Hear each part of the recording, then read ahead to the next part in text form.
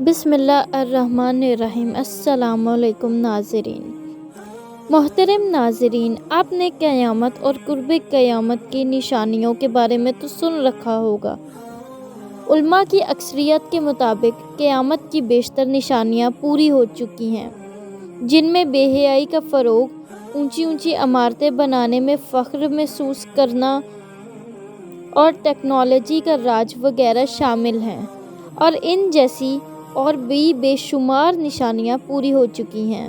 لیکن کیا آپ جانتے ہیں کہ قرب قیامت کی نشانیوں میں سے ایک اور نشانی یہ بھی ہے کہ کوئی بدبخت شخص خانہ کعبہ پر حملہ کرے گا، یعنی اللہ کی نشانی کعبہ کو گرا دے گا۔ اس نشانی کا ذکر ہمیں حضور نبی کریم صلی اللہ علیہ وآلہ وسلم کی حدیث سے آسانی سے ملتا ہے۔ آج کی اس ویڈیو میں ہم حدیث نبوی صلی اللہ علیہ وآلہ وسلم کی روشنی میں بتائیں گے کہ کعبہ کو گرانے والا شخص کون ہوگا، کس نسل سے ہوگا اور اس بدبخت آدمی کا ساتھ کون کون دے گا۔ ناظرین، بے شک کعبۃ اللہ بے شمار فضیلتوں کا مالک ہے۔ جب تک یہ قائم ہے دنیا باقی ہے۔ جب اس کو گرا دیا جائے گا تو دنیا تباہ و برباد ہو جائے گی اور قیامت برپا ہو جائے گی۔ قرب قیامت میں ایک بدبخت حبشی خانہ کعبہ کو گرا دے گا، جس کے فوراً بعد قیامت قائم ہو جائے گی۔ اسے آخری زمانے میں ایک کالا حبشی شخص منہدم کرے گا، جس کا نام ذو الشوکتین ہوگا، دو چھوٹی پنڈلیوں والا۔ اس کا یہ نام اس کی پنڈلیوں کے چھوٹے اور باریک ہونے کی وجہ سے ہوگا۔ وہ کعبہ کے ایک ایک پتھر کو گرا دے گا، اس کے علاوہ غلاف کو اتار دے گا اور اس کے زیورات کو لوٹ لے گا، اور اس کا ذکر ہمیں بہت سی احادیث میں ملتا ہے۔ حضرت عبداللہ بن عمرو رضی اللہ تعالیٰ عنہ سے روایت ہے کہ نبی کریم صلی اللہ علیہ وآلہ وسلم نے فرمایا کہ اہل حبشہ کو چھوڑے رہو جب تک وہ تمہیں چھوڑے ہوئے ہیں، کیونکہ کعبہ کے خزانے کو ذو الشوکتین حبشی کے کوئی اور نہیں نکالے گا۔ ایک اور جگہ آپ صلی اللہ علیہ وآلہ وسلم نے فرمایا کہ چھوٹی پنڈلیوں والا ایک حبشی خانہ کعبہ کو گرا دے گا، جبکہ بخاری شریف میں یہ بھی ہے کہ گویا میں اسے دیکھ رہا ہوں کہ وہ کالا اور چوڑی ٹانگوں والا ہے، کعبہ کے پتھر اکھاڑ اکھاڑ کر پھینک رہا ہے۔ ناظرین گرامی، آپ صلی اللہ علیہ وآلہ وسلم نے اس شخص کا مزید حلیہ بتاتے ہوئے فرمایا کہ اس کے سر پر بال نہیں ہوں گے، جوڑوں میں ٹیڑھا پن ہوگا، ایسا محسوس ہوگا جیسے اپنی جگہ سے ہٹے ہوئے ہیں۔ مزید فرمایا کہ یہ شخص پھاوڑے سے خانہ کعبہ کو گرائے گا۔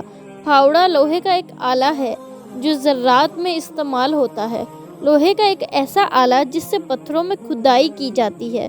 نبی کریم صلی اللہ علیہ وآلہ وسلم نے اپنے ایک ارشاد میں فرمایا کہ ایک وقت آئے گا جب اس گھر کی حرمت کو اس میں رہنے والے ہی پامال کر دیں گے۔ حضرت ابو ہریرہ رضی اللہ تعالیٰ عنہ سے روایت ہے کہ رسول اللہ صلی اللہ علیہ وآلہ وسلم نے فرمایا کہ ایک شخص، جس شخص سے مراد امام مہدی ہیں، ان کی حجر اسود اور مقام ابراہیم کے درمیان بیعت کی جائے گی۔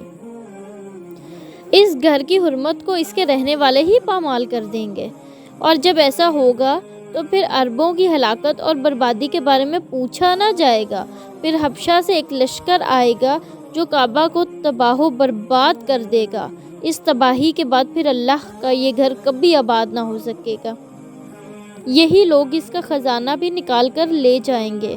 ناظرین گرامی، اس حدیث کو سمجھنے کے لیے ہمیں کچھ تاریخ کے اوراق کو کھنگالنا پڑے گا، کیونکہ اصحاب فیل کے زمانے میں مکہ والے کافر تو تھے، مگر بیت اللہ کی تعظیم کرتے تھے اور اس کی حرمت کو پامال نہیں کرتے تھے۔ اسی لیے اللہ تعالیٰ نے کعبہ کو ابرہہ اور اس کے لشکر سے بچا لیا۔ جہاں تک حبشی کا معاملہ ہے تو وہ کعبہ کو گرانے میں اس وقت کامیاب ہو سکے گا جب مقامی لوگ بھی کعبہ کی حرمت کو پامال کرنا شروع کر دیں گے اور اس کی حرمت کا پاس نہیں کریں گے۔ جب وہ بیت اللہ کی خدمت اور اہتمام سے پہلو تہی کریں گے تو اللہ تعالیٰ ان کی مدد سے ہاتھ کھینچ لے گا۔ یہ احادیث مبارکہ اس بات کی دلیل ہے کہ اللہ تعالیٰ نے اپنے محبوب محمد مصطفیٰ صلی اللہ علیہ وآلہ وسلم کو آنے والے حالات کا علم عطا فرما دیا تھا، اور بے شک ان پر یہ اللہ کی خاص رحمت ہے۔ یہ بھی معلوم ہوا کہ اللہ تعالیٰ نے ہمارے نبی کریم صلی اللہ علیہ وآلہ وسلم کو بے شمار علوم عطا کیے ہیں جن کا ادراک ہمارا چھوٹا سا ذہن کبھی نہیں کر سکتا۔ جو زبان مصطفیٰ صلی اللہ علیہ وآلہ وسلم سے ادا ہو گیا وہ ہو کر ہی رہے گا۔ اللہ تعالیٰ فرماتا ہے، اور وہ کوئی بات اپنی خواہش سے نہیں کرتے، وہ تو نہیں مگر وہی جو انہیں کی جاتی ہے۔ سورۃ النجم۔ یاد رہے کہ اللہ تعالیٰ کے علم کے سمندر کے مقابلہ میں نبی کریم صلی اللہ علیہ وآلہ وسلم کا علم ایک قطرہ ہے، مگر یہ قطرہ تمام مخلوق کے لیے ایک سمندر ہے۔ یقیناً ہم نبی کریم صلی اللہ علیہ وآلہ وسلم کے علم کا احاطہ نہیں کر سکتے، تو سوچئے کہ اس خالق کائنات کے علم کی وسعتوں کو کیا جان سکیں گے۔ حضور اکرم صلی اللہ علیہ وآلہ وسلم نے ہمیں پچھلی امتوں کے بیانات کے ساتھ ساتھ آئندہ پیش آنے والے واقعات کا بھی کثرت سے بتایا ہے، اور ان واقعات میں سے بیشتر پورے ہو چکے ہیں۔ حضور نبی کریم صلی اللہ علیہ وآلہ وسلم کی پیدائش سے صرف 55 دن پہلے یمن کا بادشاہ ابرہہ ہاتھیوں کی فوج لے کے کعبہ ڈھانے کے لیے مکہ پر حملہ آور ہوا تھا۔ اس کا سبب یہ تھا کہ ابرہہ نے یمن کے دارالحکومت سنا میں ایک بہت ہی شاندار اور عالیشان کنیسہ عبادت خانہ بنایا، اور یہ کوشش کرنے لگا کہ عرب کے لوگ بجائے خانہ کعبہ کے یمن آ کر اسی کنیسہ کا طواف کریں۔ جب مکہ والوں کو یہ معلوم ہوا تو قبیلہ کنانہ کا ایک شخص غیظ و غضب میں جل بھن کر یمن گیا اور موقع پا کر اس کنیسہ میں قضائے حاجت کی اور اس کو نجاست سے آلودہ کر دیا۔ جب ابرہہ نے یہ واقعہ سنا تو وہ طیش میں آپے سے باہر ہو گیا اور خانہ کعبہ کو ڈھانے کے لیے ہاتھیوں کی فوج لے کر مکہ پہ حملہ کر دیا، اور اس کی فوج کے اگلے دستے نے مکہ والوں کے تمام اونٹوں اور دوسرے مویشیوں کو چھین لیا۔ اس میں 200 یا 400 اونٹ حضرت عبدالمطلب کے بھی تھے۔ حضرت عبدالمطلب کو اس واقعے سے بڑا رنج پہنچا، چنانچہ آپ اس معاملے میں گفتگو کرنے کے لیے اس کے لشکر میں تشریف لے گئے۔ جب ابرہہ کو معلوم ہوا کہ قریش کا سردار اس سے ملاقات کرنے کے لیے آیا ہے تو اس نے آپ کو اپنے خیمے میں بلایا، اور جب حضرت عبدالمطلب کو دیکھا کہ ایک بلند قامت، روبدار اور نہایت ہی حسین و جمیل آدمی ہے جن کی پیشانی پر نور نبوت کا جاہ و جلال چمک رہا ہے، تو صورت دیکھتے ہی ابرہہ مرعوب ہو گیا اور بے اختیار تخت شاہی سے اتر کر آپ کی تعظیم و تکریم کے لیے کھڑا ہو گیا اور اپنے برابر بٹھا کر آنے کی دعوت وجہ دریافت کی۔ حضرت عبدالمطلب نے جواب دیا کہ ہمارے اونٹ اور بکریاں وغیرہ جو آپ کے لشکر کے سپاہی ہانک لائے ہیں، آپ ان سب مویشیوں کو ہمارے سپرد کر دیجیے۔ یہ سن کر ابرہہ نے کہا کہ اے سردار قریش، میں تو یہ سمجھتا تھا کہ آپ بہت ہی حوصلہ مند اور شاندار آدمی ہیں، مگر آپ نے مجھ سے اپنے اونٹوں کا سوال کر کے میری نظروں میں اپنا وقار کم کر دیا ہے۔ اونٹ اور بکریوں کی حقیقت ہی کیا ہے؟ میں تو آپ کے کعبہ کو توڑ پھوڑ کر برباد کرنے کے لیے آیا ہوں، آپ نے اس کے بارے میں کوئی گفتگو نہیں کی۔ حضرت عبدالمطلب نے فرمایا کہ مجھے تو اپنے اونٹوں سے مطلب ہے، کعبہ میرا گھر نہیں ہے بلکہ وہ خدا کا گھر ہے، اور خدا اپنے گھر کو خود بچا لے گا۔ یہ سن کر ابرہہ اپنے فرعونی لہجے میں کہنے لگا کہ اے سردار مکہ، سن لیجئے، میں کعبہ ڈھا کر اس کی اینٹ سے اینٹ بجا دوں گا اور روئے زمین سے اس کا نام و نشان مٹ جائے گا، کیونکہ مکہ والوں نے میرے کنیسہ کی بڑی بے حرمتی کی ہے، اس لیے میں اس کا انتقام لینے کے لیے کعبہ کو مسمار کر دینا ضروری سمجھتا ہوں۔ حضرت عبدالمطلب نے فرمایا کہ پھر آپ جانیں اور خدا جانے، میں آپ سے سفارش کرنے والا کون؟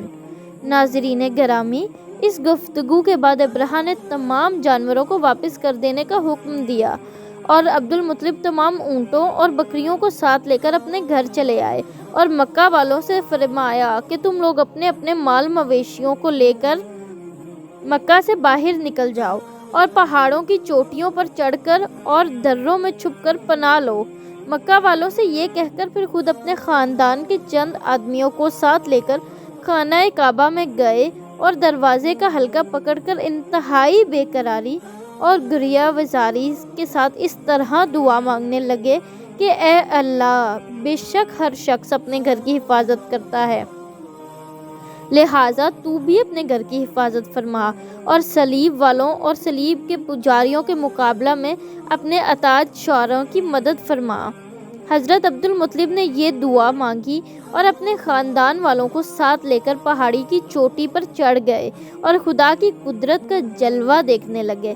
ابرہہ جب صبح کو کعبہ ڈھانے کے لیے اپنے لشکر جرار اور ہاتھیوں کی قطار کے ساتھ آگے بڑھا اور مقام مخمس پہنچا تو خود اس کا ہاتھی، جس کا نام محمود تھا، ایک دم بیٹھ گیا، ہر چند مارا اور بار بار للکارا، مگر ہاتھی نہیں اٹھا۔ اسی حال میں قہر الہی ابابیلوں کی شکل میں نمودار ہوا اور ننھے ننھے پرندے جھنڈ کے جھنڈ، ان کی چونچ اور پنجوں میں 3 کنکریاں تھیں، سمندر کی جانب سے حرم کعبہ کی طرف آنے لگے۔ ابابیلوں کے ان لشکروں نے ابرہہ کی فوج پر اس زور و شور سے سنگِ باری شروع کر دی کہ آن کی آن میں ابرہہ کے لشکر اور اس کے ہاتھیوں کے پرخچے اڑ گئے۔ اس طرح یہ سب ہلاک و برباد ہو گئے کہ ان کے جسموں کی بوٹیاں ٹکڑے ٹکڑے ہو کر زمین پر بکھر گئیں۔ چنانچہ قرآن مجید کی سورہ فیل میں اللہ تبارک تعالیٰ نے اس واقعے کا ذکر کرتے ہوئے ارشاد فرمایا کہ اے محبوب، کیا آپ نے نہیں دیکھا کہ آپ کے رب نے ان ہاتھی والوں کا کیا حال کر ڈالا؟ کیا ان کے داموں کو تباہی میں نہ ڈالا اور ان پر پرندوں کی ٹکڑیاں بھیجیں تاکہ انہیں کنکر کے پتھروں سے ماریں تو انہیں چبائے ہوئے بھس جیسا بنا ڈالے۔ ناظرین، اس واقعے کے بعد لوگ اس قدر خوفزدہ ہو گئے کہ کوئی شخص بھی بری نظر سے کعبے کی طرف دیکھنے سے بھی کتراتا تھا۔ بے شک اللہ اپنے گھر کی حفاظت کرنے والا ہے اور یقیناً قرب قیامت کے نزدیک کعبہ پر حملہ کرنے والا حبشی اپنا دردناک انجام پائے گا، کیونکہ اللہ بہتر انصاف کرنے والا ہے۔